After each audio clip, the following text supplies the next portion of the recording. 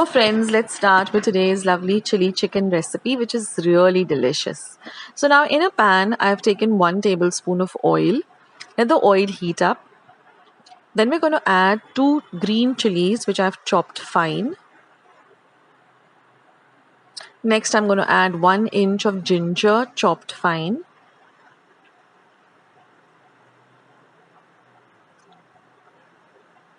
Next goes in 6 large cloves of garlic chopped fine.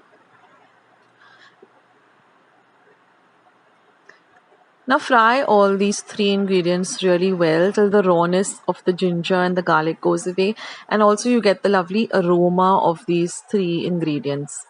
So fry them well on a low to medium heat. Next I'm going to add 1 onion that I've chopped fine. Now fry the onion also really well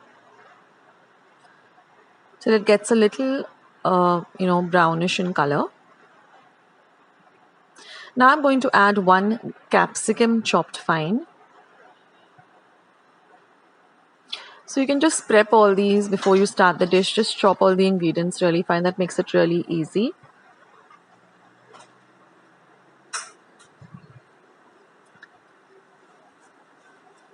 Now fry everything really well.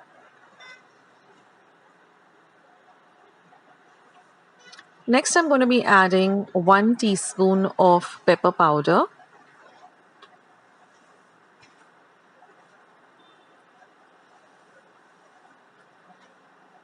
Mix that in well too. Next goes in 2 teaspoons of green chili sauce,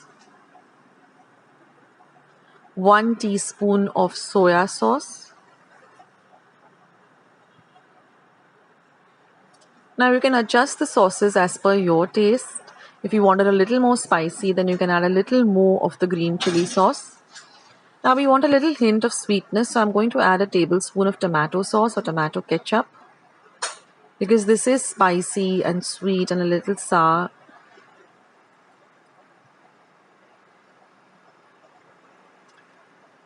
So now fry all of this really well together. Now I'm just going to add about 2 tablespoons of water, and we're going to mix everything really well together. Now I'm going to add a little salt to taste, and again mix everything. Now I'm going to be adding 1 cup of pre-cooked cubed chicken. So what I've done is I just took about 200 grams of chicken boneless breast and just put about 1 tablespoon of oil in a pan and just fried the entire breast till it was nice and cooked, and then just cubed it up once it was at room temperature and then added it up. You can also add raw cubed chicken. So cook everything really well together now. And I'm just going to add about a teaspoon of vinegar for the sourness, a little bit of sourness. Mix everything nicely.